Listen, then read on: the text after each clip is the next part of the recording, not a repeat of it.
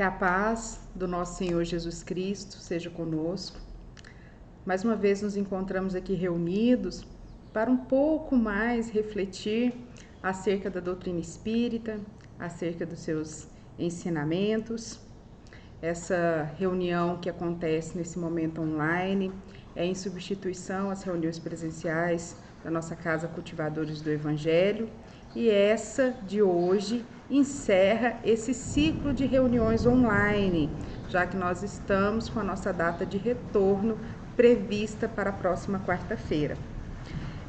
Nós fomos hoje convidados a falar um pouco referente ao capítulo 15 do Evangelho segundo o Espiritismo. Esse que é um capítulo pequeno, mas de uma expressividade enorme. Ele traz ali o estandarte da doutrina espírita, que é a máxima: fora da caridade não há salvação. Escolhemos aqui o item 6, necessidade da caridade segundo São Paulo, para começarmos esse momento de reflexão. Ainda, quando eu falasse todas as línguas dos homens, e mesmo a língua dos anjos, se não tivesse caridade, não seria senão como um bronze sonante e um símbolo retumbante. E quando eu tivesse o dom de profecia, penetrasse todos os mistérios e tivesse uma perfeita ciência de todas as coisas, quando tivesse ainda toda a fé possível, até transportar as montanhas, se não tivesse a caridade, eu nada seria. E quando tivesse distribuído meus bens para alimentar os pobres e tivesse entregue meu corpo para ser queimado, se não tivesse caridade, tudo isso não me serviria de nada. A caridade é paciente, é doce e benfazeja. A caridade não é invejosa, não é temerária e precipitada. Não se enche de orgulho, não é desdenhosa, não procura seus próprios interesses. Não se melindra e não se irrita com nada. Não suspeita mal, não se regozija com a injustiça, mas se regozija com a verdade. Tudo suporta, tudo crê, tudo espera, tudo sofre. Agora, essas três virtudes, a fé, a esperança e a caridade, permanecerão, mas entre elas, a mais excelente é a caridade. São Paulo, primeira epístola aos Coríntios. Então, é referente a essa passagem que nós vamos conversar um pouquinho sobre a caridade. Muitos de nós, às vezes, a compreende somente sendo a benevolência, a beneficência, aquilo que a gente promove de bem material para o próximo. E quando a gente inicia essa pesquisa acerca da caridade, que São Paulo coloca aqui em evidência para nós, lá em Coríntios, e quando a gente verifica na doutrina espírita que fora da caridade não há salvação, é um estandarte da doutrina espírita, a gente começa a investigar, a querer saber um pouco melhor do que se trata a caridade. E a gente recorrendo ao Livro dos Espíritos, na questão 886, aonde Kardec indaga os espíritos da codificação, na pergunta: qual o verdadeiro sentido da palavra? Como a entendia Jesus? Eu penso aqui que Kardec também, ele guarda aqui, ele faz aqui um diálogo, com a caridade e coloca ela em xeque, como pregava a igreja, que a igreja colocava que era fora da igreja que não havia salvação, faz ali um diálogo, uma reflexão com relação ao modo com que nos tratamos uns aos outros e pergunta, mas como que Jesus entendia a questão da caridade? Como que é a caridade para Jesus? E os espíritos respondem: benevolência para com todos, indulgência para as imperfeições alheias e perdão das ofensas. Kardec vai lá e coloca uma nota para nós a respeito dessa resposta dos espíritos. O amor e a caridade são o complemento da lei de justiça, porque amar ao próximo é fazer-lhe todo o bem possível, o que desejaríamos que nos fosse feito. Tal é o sentido das palavras de Jesus: amai-vos uns aos outros como irmãos. A caridade, segundo Jesus, não se restringe à esmola, mas abrange todas as relações com os nossos semelhantes, quer se trate de nossos inferiores, iguais ou superiores. Ela nos manda ser indulgente, porque temos necessidade de indulgência, e nos proíbe humilhar o infortúnio, ao contrário do que comumente se pratica. Se um rico nos procura, atendemo-lo com excesso de considerações e atenção, mas se é um pobre, parece que não devemos incomodar com ele. Quanto mais, entretanto, sua posição é lastimável, mais devemos temer aumentar-lhe a desgraça pela humilhação. O homem verdadeiramente bom procura elevar o inferior aos seus próprios olhos, diminuindo a distância entre ambos. Kardec aqui nos chama a atenção também com relação ao dever. Então, para mim, a caridade, ela segue em relação com o dever, o dever que nós temos, ela está atribuída, ela está relacionada. Nós praticamos a caridade segundo e conforme o dever, do modo que nós entendemos, do modo com que ele está em nós. O dever, ela é a obrigação moral da criatura para consigo mesmo. Então, ela é uma responsabilidade minha para comigo. São aquilo que eu já adquiri, são as virtudes que eu já conquistei e o modo com que eu coloco aquilo em prática. O dever, ele se acha muito ali em antagonismo com os atrativos e o interesse do coração, os interesses do mundo. Então, o dever, ele está ali ligado com o livre-arbítrio, ele é a minha capacidade de fazer escolhas racionais, independente dos impulsos da paixão, independente do modismo da sociedade. Ou seja, esse dever moral, ele é uma conquista do espírito ao longo de suas reencarnações. E ele que vai me ajudar a fazer escolhas racionais. Então, o dever, ele está muito interligado com a caridade. Onde que inicia esse dever? O dever, ele inicia aonde eu posso ameaçar a felicidade ou a tranquilidade do próximo. Ali inicia o meu dever. E aonde que ele encerra? Ele acaba no limite, para que não deixe ninguém transpor e nem ameaçar meu equilíbrio, a minha paz e a minha tranquilidade. Então, o dever é algo bastante complexo da gente compreender e é necessário a gente estudá-lo, averiguá-lo, refletir sobre ele, para que a gente possa compreender um pouco melhor a caridade. Mas como o nosso tema de hoje é a caridade, nós fomos buscar na Revista Espírita, na Viagem Espírita, de 1862, um discurso de Allan Kardec, que foi pronunciado numa das reuniões dos espíritas de Lyon e Bordeaux, não sei pronunciar direito essa palavra, mas é uma viagem que Kardec faz para poder visitar essas primeiras sociedades espíritas que estavam se formando ali em torno da França. E num desses discursos, ele faz alguns discursos, e coloca aqui nessa obra, que é espetacular, ele fala a respeito da caridade. E eu vou ler alguns trechos para a gente poder refletir. Ele inicia falando: fora da caridade não há salvação.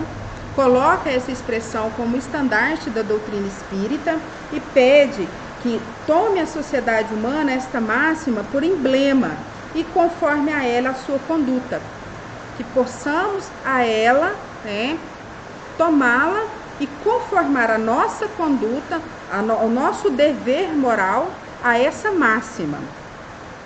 A palavra caridade, vós o sabeis, tem uma acepção muito extensa. A caridade em pensamento, em palavras e em ato. Ela não é tão somente a esmola. O homem é caridoso em pensamento, sendo indulgente para com as faltas do próximo. A caridade, em forma de palavra, nada diz que possa prejudicar a outrem. A caridade em ações assiste ao próximo na medida de suas forças. Ou seja, né, ela é o combate ao personalismo. Então, quando a gente fala com referência à caridade, com referência a fora dessa condição não há salvação, a fora dessa condição a gente não encontra o caminho que nos leve a nos tornarmos espíritos puros, que é o que diz salvação, é colocar ao caminho, a caminho do alvo, né? O alvo é chegar ali a ser espírito puro. Quando a gente considera essa máxima, é preciso que trabalhemos em nós a caridade em pensamento, né? A não julgar o outro, a não tratar com preconceito, a olhar com mais acolhimento, a olhar com mais gratidão, com mais aceitação, a olhar com profundidade, entendendo o nosso próximo e sendo com eles, praticando com eles a empatia. Aquela capacidade de colocarmos no lugar do outro e verificarmos que já passamos talvez por aquela situação ou se não que um dia podemos passar por ela. E aí Kardec continua, vamos continuar com a leitura dele, porque tem muito aqui a nos ensinar, né? Ele pega e fala para nós, a caridade é a antítese do egoísmo. Este é a exaltação da personalidade, aquela a sublimação da personalidade. Ela diz para vós em primeiro lugar, para mim depois, e o outro para mim antes e para vós se sobrar. Então o orgulhoso, primeiro, ele resguarda os seus interesses e se sobrar é para o outro. Enquanto o caridoso, né, ele pensa primeiro no próximo para depois se incluir. A primeira está toda inteira nessa frase do Cristo. Fazei aos outros o que quiserdes que vos façam. Em uma palavra, ela se aplica a todas as relações pessoais. Olha que interessante, né? Nós chegamos a comentar que a caridade, ela não está baseada apenas nos bens materiais, apenas na questão da esmola, da beneficência, né? E Kardec ressalta aqui que ela se aplica a todas as relações pessoais. E quando nós vimos a nota do Livro dos Espíritos na questão 886, Kardec nos orienta que ela deve ser praticada tanto com os iguais, quanto com os inferiores, quanto com os superiores, né? Então, ela media ali todas as nossas relações. Admite-se todos os membros de uma sociedade, agisse de conformidade com esse princípio, haveria menos decepções na vida, uma vez que dois indivíduos estão reunidos, contratam por força disso mesmo, deveres recíprocos. Olha o dever, né? A gente falou um pouquinho a respeito do dever, que é importante a gente saber o que se trata, o que constitui o dever, porque a caridade está pautada nessa relação, onde nós temos deveres recíprocos. Se desejam viver em paz, estão obrigados a se fazerem concessões recíprocas. Esses deveres aumentam com o número dos indivíduos. E aí a gente vai continuar aqui mais um pouco, aonde ele fala para nós que aumenta, né, com o aumento dos indivíduos, ou seja, nós temos os deveres em relação de indivíduo para indivíduo, em relação de cidade para cidade, de estado para estado, de país para com países. Essas relações podem ter duas motivações, que são a negação uma da outra, o egoísmo e a caridade, né? Então, como que nós estamos nos relacionando, né? Cada pessoa arrebata o que pode para si. O semelhante é visto apenas como um antagonista, um rival que pode se intrometer em nosso caminho, que podemos explorar ou que pode nos explorar. Assim é a visão do egoísta, né? A vitória pertencerá ao mais sagaz, e a sociedade, coisa triste de dizer, consagra comumente essa vitória, o que faz com que ela se divida em duas áreas principais, os exploradores e os explorados. Disso resulta um antagonismo perpétuo, que faz da vida um tormento, um verdadeiro inferno. Substitua-se o egoísmo pela caridade e tudo será diferente. Ninguém procurará fazer mal ao seu vizinho. As iras e os ciúmes se extinguirão, a falta do que os alimente, e os homens viverão em paz, entreajudando-se, em vez de mutuamente se despedaçarem. Se a caridade substituir o egoísmo, todas as instituições sociais passarão a ter por alicerce o princípio da solidariedade e da reciprocidade. O forte protegerá o fraco, em vez de explorá-lo. Olha que interessante, né? E aí na sequência, ele vem aqui falando que às vezes isso é um sonho utópico, porém, existe ali a lei do progresso. E quando a gente estuda a lei do progresso, quando a gente verifica na nossa história quantas barbaridades nós já fomos, nós já praticamos, e quanto que a gente evoluiu na história, às vezes a gente chega aqui e acha que a gente já está no máximo da evolução, enquanto a gente ainda está apenas no começo. Daqui a alguns anos, 100 anos, 200 anos, que a gente olhar para essa história que nós estamos vivendo, nós vamos verificar o quão atrasados a gente ainda era, porque existe ali a lei do progresso. E por essa lei do progresso, nós vamos um dia nos tornar espíritos puros. Antes disso, nós vamos ter compreendido a caridade na acepção da palavra e vamos estar colocando ela em prática. Então, esse não é um sonho utópico, porém, ele pode acontecer de forma mais rápida, depende de cada um de nós, do quanto eu estou colocando a caridade em prova, o quanto que eu estou praticando o exercício da caridade. Porque ela é um exercício, ela deve ser um exercício diário, até que ela se torne um hábito. É um exercício diário entre eu entender uma ofensa, conseguir olhar para ela e perdoar, esquecer, deixar aquilo para lá, até o ponto que eu não considere mais aquilo uma ofensa. Ou seja, quanto mais a gente vai evoluindo, quanto mais a gente vai progredindo, mais a gente vai conseguir olhar o outro com indulgência, mais a gente vai conseguir olhar o outro entendendo as nossas diferenças e entendendo que o outro não tem a mesma condição, o mesmo estudo, a mesma vivência que nós já tivemos, e vamos saber que o que ele está fazendo depende daquele estágio que ele está. Então, independente do que ele nos provoque, nós não vamos considerar aquilo lá como ofensa. É nesse momento que a gente vai deixar de ter que perdoar, ter que praticar o perdão com tantas vezes. Enquanto isso, a gente precisa praticá-lo. Sempre que a gente se sentir ofendido, que a gente reflita sobre aquela ofensa e que trabalhemos em nós a nossa capacidade de perdoar. Seja através das preces, das orações, seja através de um livro, seja buscando uma explicação, seja conversando uns com os outros, mas que a gente procure perdoar aquilo que nós adquirimos, aquilo que nós consideramos como sendo uma ofensa. É a prática da indulgência diária, ou seja, eu olhei o outro hoje e não consegui ter por ele aquele olhar caridoso, aquele olhar que não julga, aquele olhar que é desdenhoso.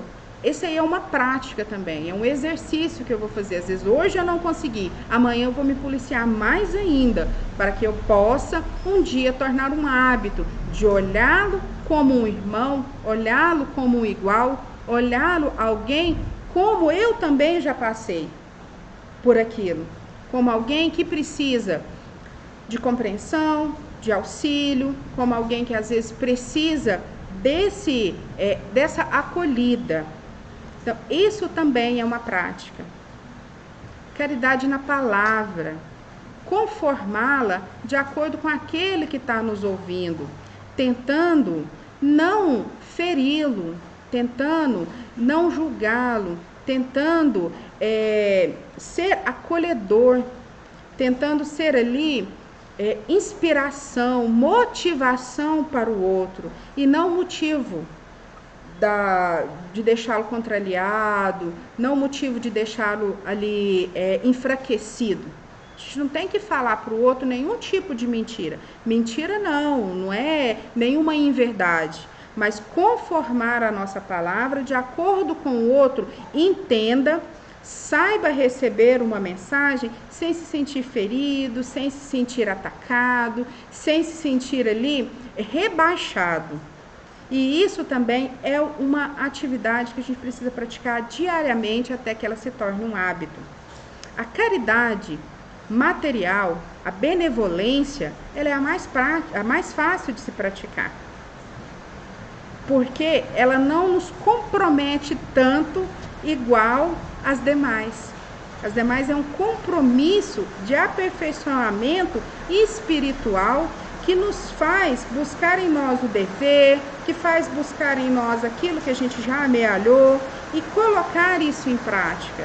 Enquanto a caridade material, aquilo que eu vou ali, coloco a mão no bolso, mesmo que eu divida com o outro a minha indigência ali, a minha situação, às vezes eu também vivo uma condição difícil, mas eu divido com o outro essa condição difícil para que, né, ambos consigam se alimentar, que seja, né, ainda assim ela é mais fácil do que esse olhar, essa palavra caridosa para com o outro, a indulgência, o perdão, né, das ofensas. Ainda assim ela é mais fácil.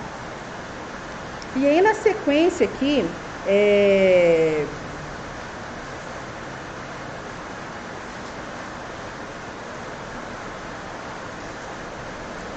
na sequência, Kardec, ele vai colocar para nós, né, a definição de caridade.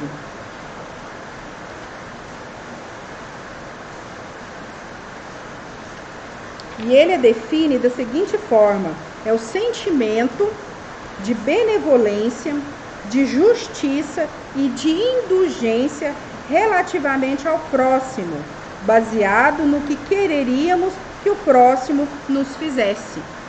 Então ele vai lá, ele pega lá o primeiro mandamento da lei de Deus, amar ao próximo como a ti mesmo, né? E refere-se a esse sentimento do bem, da justiça, da indulgência que nós precisamos praticarmos uns com os outros, né?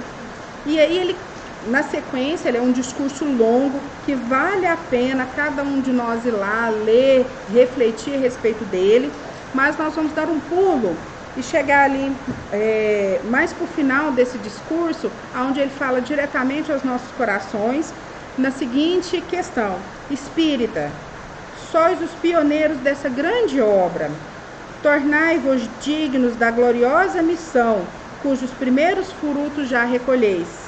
Pregai por palavras, mas, sobretudo, pregai por exemplo. Comportai-vos de modo a que, em vos vendo, não possa dizer que as máximas que ensinais são palavras vãs em vossos lábios. A exemplo dos apóstolos, fazei milagres, pois, para isso, Deus concedeu-vos os dons. Não milagres que chocam os sentidos, porém milagres de caridade e de amor. Sede bons para com os vossos irmãos, sede bons para com o mundo inteiro, sede bons para com os vossos inimigos. A exemplo dos apóstolos, expulsai os demônios. Para isso, tendes o poder, e eles pululam em torno de vós. Os demônios do orgulho, da ambição, da inveja, do ciúme, da cupidez, da sensualidade, que alimentam todas as más paixões, e semeiam por entre vós os pomos da discórdia.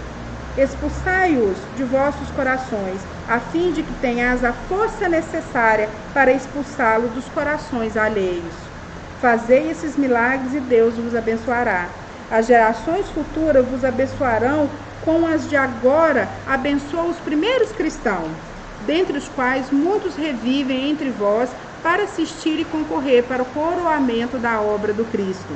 Fazei esses milagres, e vossos nomes serão escritos gloriosamente nos anais do Espiritismo. Não empaneis esse clarão por sentimentos e atos indignos do verdadeiro espírita, do espírita cristão. Libertai-vos o quanto antes possível de tudo quanto possa ainda restar em vós do velho levedo. Cuidai que, de um momento para outro, amanhã talvez, o anjo da morte pode vir bater à vossa porta e dizer: Deus vos chama para prestardes conta do que fizestes de sua palavra, da palavra de seu filho, que ele fez repetir pelos bons espíritos. Estai, pois, sempre prontos a partir, e não façais como o viajor imprudente, que é surpreendido desprevenido. Fazei vossas provisões com antecipação, provisões de boas obras e de bons sentimentos, pois infeliz é aquele que o momento fatal surpreende com a ira, a inveja ou o ciúme no coração. Terão por escolta os maus espíritos, jubilosos das desgraças que os esperam, uma vez que essas desgraças serão a sua obra. E vós sabeis, espíritas, quais são essas desgraças? Os que a sofrem chegam até nós, eles próprios, para descreverem seus sofrimentos. Aquele, pelo contrário, que se apresentarem puros, os bons espíritos virão estender a mão, dizendo-lhes: irmão, sede bem-vindo à celestes morada, onde vos espera os cantos de alegria. E essa condição, da alma, que se considera ali numa morada celeste, ela é uma conquista diária, está relacionada com a nossa consciência, com o dever que nós cumprimos de acordo com a nossa consciência e essa prática da caridade. Kardec, então, continua um discurso bastante produtivo, bastante inspirador, e na sequência ele coloca para nós a rota traçada pela caridade. Ela é clara, infalível e sem equívocos. Poderíamos defini-la assim: sentimento de benevolência, de justiça e de indulgência relativamente ao próximo, baseado no que quereríamos que o próximo nos fizesse. Tomando-a por guia, podemos estar certos de não nos afastar do caminho reto que conduz a Deus. Quem deseja, de maneira sincera e séria, trabalhar por sua própria melhoria, deve analisar a caridade em seus mínimos detalhes e por ela conformar a sua conduta, pois ela se aplica a todas as circunstâncias da vida, tanto as mais simples quanto as mais complexas. De cada vez que estivermos incertos quanto ao partido a tomar, no interesse alheio, basta que interroguemos a caridade e ela responderá, sempre de maneira justa. Infelizmente, escuta-se mais frequentemente a voz do egoísmo. A cada decisão, a cada atitude que fizermos no nosso dia a dia, a cada postura que escolhermos praticarmos, vamos interrogar a caridade se ela está conforme o que é necessário para praticá-la. Deixemos de interrogar o nosso egoísmo, o nosso orgulho, a nossa vaidade, que são